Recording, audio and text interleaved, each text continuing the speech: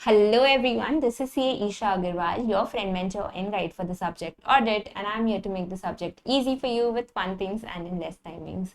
तो आज है हमारा डे 9 17 डे सीरीज का, जहाँ हम रिवाइज कर रहे हैं audit of items of FS and हमारा आज का टॉपिक है trade payables and other current liabilities.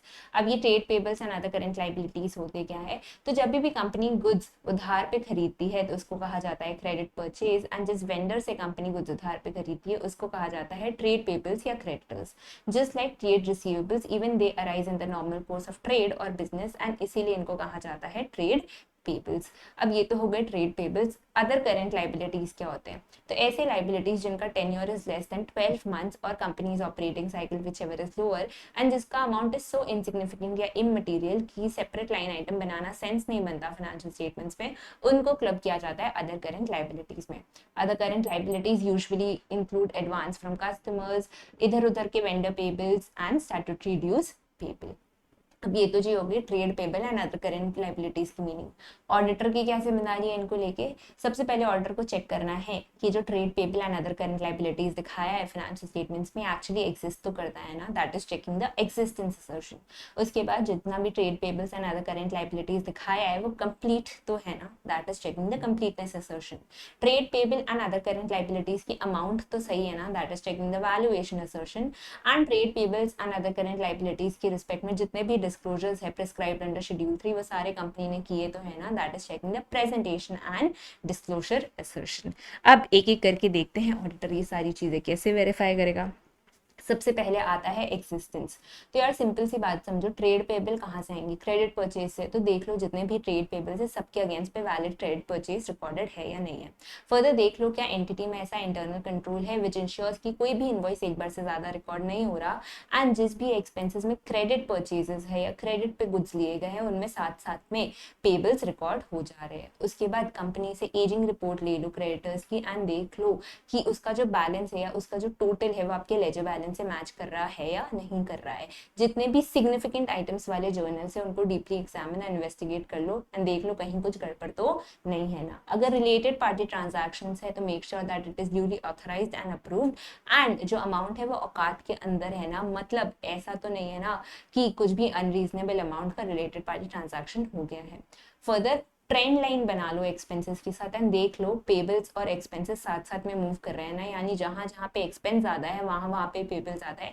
ऐसा तो नहीं हो रहा ना कि एक्सपेंस जहां ज्यादा है वहां पे पेबल्स कम है या पेबल्स जहां ज्यादा है वहां पे एक्सपेंस कम है। तो अगर कोई अनयूजुअल ट्रेंड दिखे तो उसको इन्वेस्टिगेट कर लो। And the last and the best procedure to verify existence of creditors is direct confirmation procedures, यानी क्रेडिटर्स को कंफर्मेशन के थ्रू पूछ लो कि कितना अमाउंट ड्यू है। तो अब सबसे पहले आते हैं डायरेक्ट कंफर्मेशन प्रोसीजर में कि किसको कंफर्मेशन भेजोगे? सारे क्रेडिटर्स को? क्या नहीं मैम, जितने भी लार्ज अमाउंट वाले क्रेडिटर्स हैं, जितने भी ऐसे क्रेडिटर्स हैं जिससे मटेरियल परचेजेस हुआ है ड्यूरिंग द ईयर, उनको कंफर्मेशन भेजेंगे। कंफर्मेशन कब भेजोगे? एसेट बैलेंस शीट डेट और any time near to the balance sheet date. कौन सा कंफर्मेशन भेजोगे? पॉजिटिव, नेगेटिव या ब्लैंक? तो पॉजिटिव कंफर्मेशन में अमाउंट टू बी कंफर्म्ड या information to be confirmed mention रहता है, एंड सामने वाले पार्टी को सिर्फ तभी रिस्पॉन्ड करना होता है अगर वो अग्री या डिसअग्री करे इन्फॉर्मेशन के साथ। तो यहाँ पे क्या होता है, रिस्पॉन्स रेट थोड़ा कम रहता है एंड रिस्क होता है कि सामने वाली पार्टी रिस्पॉन्ड नहीं करेगी। तो ये कंफर्मेशन तभी ऑडिटर को यूज करना चाहिए जब ऑडिटर के पास ऑल्टरनेटिव ऑडिट एविडेंस अवेलेबल हो। फिर आता है नेगेटिव कंफर्मेशन, जिसमें information to be confirmed mention रहता है लेटर में, एंड सामने वाली पार्टी सिर्फ तभी रिस्पॉन्ड करेगी अगर वो डिसअग्री करती है इस इंफॉर्मेशन के साथ। तो यहाँ पे रिस्क ऑफ नॉन रिस्पॉन्स और ज्यादा बढ़ जाता है, क्योंकि हो सकता है अगर सामने वाली पार्टी नहीं रिस्पॉन्ड करे तो ऑडिटर को लगे कि हाँ ये तो इन्फॉर्मेशन सही है, बट इन एक्चुअल ऐसा हो ही ना। इन एक्चुअल ऐसा हो कि सामने वाली पार्टी ने बस कंफर्मेशन इग्नोर कर दिया हो। तो यहाँ पे रिस्क बाकी सारे कंफर्मेशन से थोड़ा ज्यादा होता है, तो ये लो रोमम लो वैल्यू आइटम्स को भेजना चाहिए। एंड लास्ट आता है ब्लैंक कंफर्मेशन, जो बेस्ट कंफर्मेशन होता है, क्योंकि यहाँ पे information to be confirmed mention नहीं रहती है एंड सामने वाले को सारे इंफॉर्मेशन भरनी होती है। बट ये टाइप की कंफर्मेशन ऑडिटर को तभी भेजनी चाहिए जब उसको लगता है कि सामने वाली पार्टी रिस्पॉन्ड करेगी, यानी रिस्पॉन्स रेट ज्यादा होगा। तो ये थे तीन टाइप के कंफर्मेशंस, एंड तीनों कंफर्मेशंस तीन डिफरेंट सिचुएशंस में यूज होंगे। तो ऑडिटर को अपने हिसाब से देख के कंफर्मेशन भेजना चाहिए। अच्छा, कंफर्मेशन भेजने से पहले क्या एंटिटी से कंसेंट लोगे? मैम बिल्कुल लेना पड़ेगा, क्योंकि कंफर्मेशन ऑल्दो ऑडिटर के लेटर हेड पे होगा, बट भेजेगी तो उसको कंपनी ही, तो कंपनी से कंसेंट ले लो। पर अगर कंपनी ने ना बोल दिया तो? कंपनी से कंसेंट तो लेना है, पर कंपनी ने ना बोल दिया तो सबसे पहले देख लो कि उनका ना बोलने का रीजन क्या वैलिड है या नहीं है। तो कई बार ऐसे होता है कि क्रेडिटर्स के साथ कुछ डिस्प्यूट चल रहा है एंड मे बी ऑडिटर्स का कंफर्मेशन में इग्नाइट फायर एंड इसीलिए कंपनी मना करती है। तो अगर ऐसा कोई वैलिड रीजन है तब कोई दिक्कत नहीं है, पर अगर कोई इनवैलिड रीजन है तो समझ जाओ यहाँ पे कोई मैनिपुलेशन इन्वॉल्व है एंड इसीलिए अपना nature, timing and extent of resources and nature, timing and extent of procedures बढ़ा दो। जहां तुम पहले कम प्रोसीजर्स लगा रहे थे वहां पे अब ज्यादा प्रोसीजर्स लगाने लग जाओ and also change the degree of reliance on और मैनेजमेंट्स रिटन रिप्रेजेंटेशन, यानी जहां पे तुम पहले ज्यादा रिलाई कर रहे थे मैनेजमेंट के रिप्रेजेंटेशन पे, अब उसको लेस रिलायबल टैग कर दो, क्योंकि मैनेजमेंट कुछ ना कुछ झोल पक्का कर रहा है। अच्छा मैम, ये सब तो तब होगा जब मैनेजमेंट या एंटिटी ना बोलेगी। अगर मैनेजमेंट हाँ बोलेगी तब? अगर मैनेजमेंट हाँ बोलेगी तो उनको बता दो कि किन किन क्रिएटर्स को कंफर्मेशन भेजना है, उनको लिस्ट थमा दो। पर लिस्ट तुमने कैसे डिटरमाइन की है या किस वे से वो लिस्ट पे आए हो, ये मेथड नहीं बताना। अब अगर सपोज कंफर्मेशन भेज दिया एंड रिस्पॉन्स आ गया, तो उसका क्या करोगे? सर्टिफिकेट बना के कहीं रूम में टंगाओगे क्या? नहीं मैम, उसको बुक के बैलेंसेस से कंपेयर करेंगे एंड देखेंगे कहीं कोई डिफरेंसेस तो नहीं है। अगर डिफरेंसेस है तो उसको इन्वेस्टिगेट करेंगे एंड उसका इफेक्ट अपने दूसरे सैंपल्स या दूसरे ट्रांजैक्शंस पे भी देखेंगे। तो हो सकता है कि हमने 10 क्रेडिटर्स को कंफर्मेशन भेजा था, उसमें से 8 कंफर्मेशन का रिस्पॉन्स आ गया एंड 8 में से सिर्फ 2 में डिफरेंसेस आए, बाकी 6 में कोई दिक्कत नहीं आई। अब जो 2 में डिफरेंसेस आए, जो भी 2 क्रेडिटर्स हैं उनके सारे ट्रांजैक्शंस जो है एक बार इन्वेस्टिगेट कर लो एंड देख लो सब सही तो है ना। मतलब जिस भी ट्रांजैक्शन में डिफरेंस आया है, जिस भी क्रेडिटर में डिफरेंस आया है, उसका इफेक्ट अपने बाकी सारे क्रेडिटर के ट्रांजैक्शंस पे भी चेक कर लो। यानी ऐसा तो नहीं है कि सिर्फ वो नहीं और भी बहुत सारे ट्रांजैक्शंस गड़बड़ है, तो इसको अच्छे से इवैल्यूएट कर लो। अब अगर रिस्पॉन्स आए तब ये सब करेंगे ना मैम, अगर रिस्पॉन्स नहीं आए तब क्या करेंगे? अगर रिस्पॉन्स नहीं आया तो ऑल्टरनेटिव ऑर्डर प्रोसीजर्स परफॉर्म करोगे, जैसे जो भी सब्सिक्वेंट पेमेंट्स है उससे ट्रेस बैक कर लो, इन डेप्थ एग्जामिनेशन कर लो एंड जहां जहां पे पॉसिबल है वहां वहां पे वेंडर इनवॉइसेस से मिला के चेक कर लो कि जो लाइबिलिटी रेज की गई है वो सही है। तो एग्जिस्टेंस का जो मेजर चंक है, जो मेन एसेंस है, वो डायरेक्ट कंफर्मेशन ही है एंड इस पे डायरेक्ट कंफर्मेशन पे अलग से भी क्वेश्चन आ सकता है। एक बार फिर से एग्जिस्टेंस रिवाइज करते हैं। तो सबसे पहले क्या करना है? सबसे पहले देखना है कि जितने भी ट्रेड पेबल्स है सबके अगेंस्ट पे क्रेडिट परचेजेस है ना, फर्दर इंटरनल कंट्रोल्स है ना, विच इंश्योर कि कोई भी इनवॉइस एक ही बार रिकॉर्ड हो रहा है, एक बार से ज्यादा नहीं। एंड जैसे ही कोई एक्सपेंस क्रेडिट पे रिकॉर्ड हो रहा है तो साथ साथ उसका पेबल रिकॉर्ड हो जा रहा है। उसके बाद एजिंग रिपोर्ट लेनी है एंटिटी से क्रेडिटर्स की एंड देखना है कि उसका जो टोटल है वो लेजर बैलेंस से मैच कर रहा है ना। सिग्निफिकेंट आइटम्स की जो भी जर्नल एंट्रीज है उनको इन्वेस्टिगेट करनी है एंड अगर कोई रिलेटेड पार्टी ट्रांजैक्शंस है तो make sure that it is duly approved and authorised and जो भी अमाउंट है वो औकात के अंदर है यानी रीजनेबल है। ट्रेंड लाइन सजा लो एक्सपेंसेस और पेबल के एंड देख लो कहीं कोई अनयूजुअल ट्रेंड्स तो नहीं है। फिर आता है डायरेक्ट कंफर्मेशन प्रोसीजर्स। तो डायरेक्ट कंफर्मेशन किसको भेजोगे? लार्ज अमाउंट वाले क्रेडिटर्स को, ऐसे क्रेडिटर्स को जिससे मटेरियल परचेजेस हुए हैं ड्यूरिंग द ईयर। कब भेजोगे? As at balance sheet date और somewhere near to the balance sheet date. कौन सा कंफर्मेशन भेजोगे? पॉजिटिव, नेगेटिव या ब्लैंक? तो ये सिचुएशन वाइज देख लो कि कौन से सिचुएशन में कौन सा कंफर्मेशन भेजना चाहिए। अच्छा, एंटिटी की कंसेंट लोगे? बिल्कुल लेंगे मैम, क्योंकि ऑल द कंफर्मेशन ऑडिटर के लेटर हेड पे है, पर भेजना उसे एंटिटी को ही है। तो अगर एंटिटी कंफर्मेशन दे दे और एंटिटी कंसेंट दे दे तो अच्छी बात है, पर अगर एंटिटी कंसेंट ना दे तो आपको क्या करना है? सबसे पहले देखना है कि उनके ना करने का रीजन क्या वैलिड है या इनवैलिड है। वैलिड है तो कोई दिक्कत नहीं है, पर अगर इनवैलिड है तो nature, timing and extent of audit procedures को सुधार लो एंड जहां तुम पहले कम ऑडिट प्रोसीजर्स परफॉर्म कर रहे थे वहां पे ज्यादा प्रोसीजर्स परफॉर्म कर लो एंड जो डिग्री ऑफ रिलायंस जो तुम्हारा था, रिलायबिलिटी और मैनेजमेंट्स रिप्रेजेंटेशन, उनको भी चेंज कर दो। जहां पहले तुम मैनेजमेंट्स रिप्रेजेंटेशन पे ज्यादा रिलाई कर रहे थे उसको कम रिलायबल या लेस रिलायबल पे टैग कर दो, क्योंकि अगर मैनेजमेंट इनवैलिड रीजंस की वजह से ना बोल रहा है तो पक्का कोई ना कोई झोल है। अच्छा, अगर मैनेजमेंट कंसेंट दे दे, एंटिटी कंसेंट दे दे और वो कह दे कि चलो ठीक है हम कंफर्मेशन भिजवा देंगे, तो उनको लिस्ट ऑफ कंफर्मेशन दे दो, पर जिस मेथड से तुम उस लिस्ट पे आए हो वो मत डिस्क्लोज करना। कंफर्मेशन का रिस्पॉन्स आ जाए तो तो उसके बाद आपको क्या करना है, उसके बाद उसको बुक से टैली करना है, देखना है कहाँ कहाँ डिफरेंसेस है, डिफरेंसेस को इन्वेस्टिगेट कर दो एंड डिफरेंसेस का इफेक्ट दूसरे ट्रांजैक्शंस पे भी देख लो। अब ये सब तो तब होगा अगर रिस्पॉन्स आएगा, अगर रिस्पॉन्स नहीं आएगा तो क्या करना है, सब्सिक्वेंट पेमेंट से ट्रेस बैक करना है, ऑल्टरनेटिव ऑडिट प्रोसीजर्स परफॉर्म करने हैं, जैसे वेंडर इनवॉइसेस से ट्रेस करना है, एंड लास्टली आपको क्या करना है कि जो आपकी बैलेंसेस है, ट्रांजैक्शंस है, जो भी क्रेडिटर्स के अमाउंट है, उनका डिटेल्ड एनालिसिस परफॉर्म करना है। So this was existence. अब आते हैं कंप्लीटनेस पे। तो how will the auditor verify कि जो trade payable and other current liabilities है ये कंप्लीट है। तो the best way of verification of completeness is cut off analysis, यानी इस ईयर के last few invoices and next year के फर्स्ट फ्यू इनवॉइसेस चेक कर लो एंड देख लो जो भी goods during the year dispatch and receive हुए हैं वही उनका ही purchases and sale current year में रिकॉर्ड हुआ है, जो भी गुड्स नेक्स्ट ईयर में डिस्पैच और परचेज हुए या डिस्पैच और रिसीव हुए उनका परचेज और सेल नेक्स्ट ईयर में रिकॉर्ड हुआ है। यानी मेक श्योर कि जितने भी ट्रेड पेबल्स है, जितने भी परचेजेस है, they all relate to the current year and सारे गुड्स करंट ईयर में रिसीव हो गए हैं, कहीं कोई ऐसा गुड नहीं है जो नेक्स्ट ईयर में रिसीव हुआ है। फर्दर मेक श्योर कि आप कुछ कुछ सैंपल में परचेज इनवॉइसेस और एक्सपेंसेस चेक कर ले रहे हो एंड उसके साथ साथ उनके सपोर्टिंग डॉक्यूमेंट्स भी देख ले रहे हो and you are making sure कि जो भी परचेजेस है वो appropriate date and appropriate amount पे रिकॉर्ड हुए हैं। परचेज इनवॉइस और गेट इनवर्ड रजिस्टर की डेट टैली कर लो एंड देख लो कि परचेज इनवॉइस कहीं ऐसा तो नहीं है इस साल का है and goods next year receive हुए, या ऐसा तो नहीं है गुड्स इस साल रिसीव हुए और परचेज इनवॉइस नेक्स्ट ईयर का है, क्योंकि अगर ऐसा होगा ना तो फिर क्या होगा कि एंटिटी की हाई चांसेस रहेगी कि वो गलत अकाउंटिंग पीरियड में रिकॉर्ड कर ले। तो मेक श्योर कि परचेज इनवॉइस का date and gate inward register का डेट आप टैली कर रहे हो एंड यू आर इंश्योरिंग कि परचेज करेक्ट अकाउंटिंग पीरियड में ही रिकॉर्ड हुआ है। अब ये तो जी हो गए ट्रेड पेबल्स के लिए। अदर करंट लाइबिलिटीज के लिए आपको क्या करना है, तो अदर करंट लाइबिलिटीज के लिए आपको देखना है कि सब्सिक्वेंट पीरियड में जितने भी एक्सपेंसेस है, यानी नेक्स्ट फाइनेंशियल ईयर में जितने भी एक्सपेंसेस है उनमें से कोई सा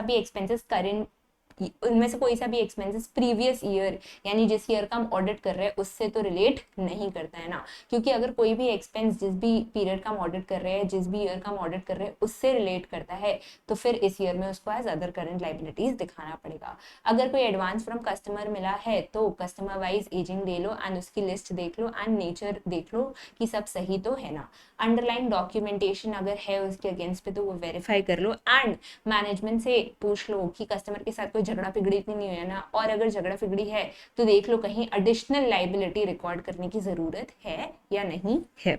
फिर आता है स्टैट्यूटरी ड्यूज। तो स्टैट्यूटरी ड्यूज में हमें क्या देखना है, सबसे पहले ये देखना है कि स्टैट्यूटरी ड्यू जो है वो रीजनेबल है या नहीं है। तो हर स्टैट्यूटरी ड्यू एक एलिमेंट ऑफ फाइनेंशियल स्टेटमेंट से लिंक्ड होता है, जैसे अगर आउटपुट है जीएसटी का तो वो सेल से लिंक्ड होगा, अगर इनपुट है जीएसटी का तो वो परचेज से लिंक होगा, इनकम टैक्स है तो वो प्रॉफिट से लिंक्ड होगा, सेल्स टैक्स है तो वो सेल से लिंक होगा, सब कुछ कोई ना कोई आइटम ऑफ फाइनेंशियल स्टेटमेंट से लिंक होता है। तो देख लो जितने भी पेबल्स दिखा रहे सब रीजनेबल है ना after comparison with elements of financial statement. उसके बाद अगर ये करंट ईयर में पेबल है तो ऑब्वियसली नेक्स्ट ईयर में ये पे हुए होंगे, तो नेक्स्ट ईयर के जो भी चलान्स है, जो भी पेमेंट रिसीट्स है वो देख लो एंड देख लो जिस अमाउंट पे लाइबिलिटी रिकॉर्ड की थी करंट ईयर में उतने ही अमाउंट का पेमेंट किया है, कोई डिफरेंस इन अमाउंट नहीं है ना। मतलब अगर करंट ईयर में दिखाया था कि 100 रुपए का जीएसटी पे करना है तो नेक्स्ट ईयर 100 रुपए का ही जीएसटी पेमेंट किया है, 110 या 90 का नहीं।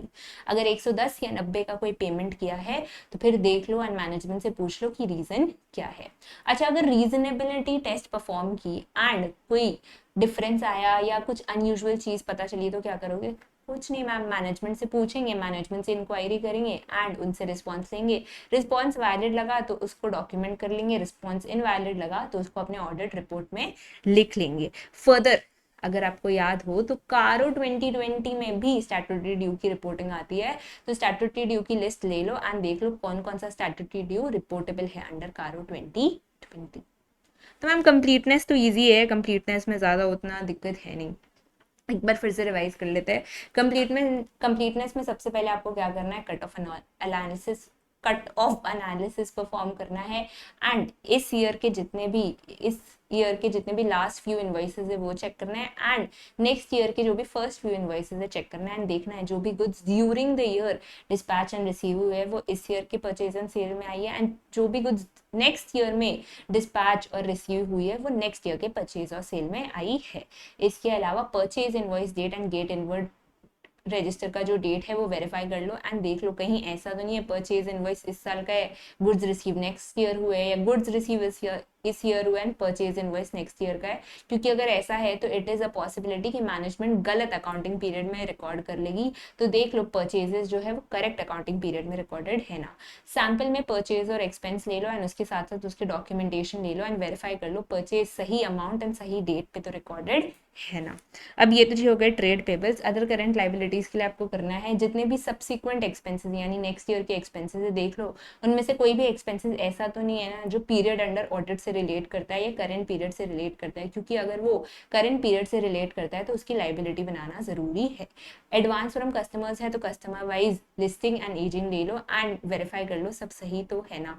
फिर मैनेजमेंट से पूछ लो कि कहीं कस्टमर के साथ कोई डिस्प्यूट तो नहीं चल रहा है ना एंड अगर डिस्प्यूट चल रहा है तो देख लो कहीं एडिशनल लाइबिलिटी कुछ रिकॉर्ड होनी चाहिए या नहीं होनी चाहिए। साथ साथ में अंडरलाइन डॉक्यूमेंटेशन जो भी है वो वेरीफाई कर लो।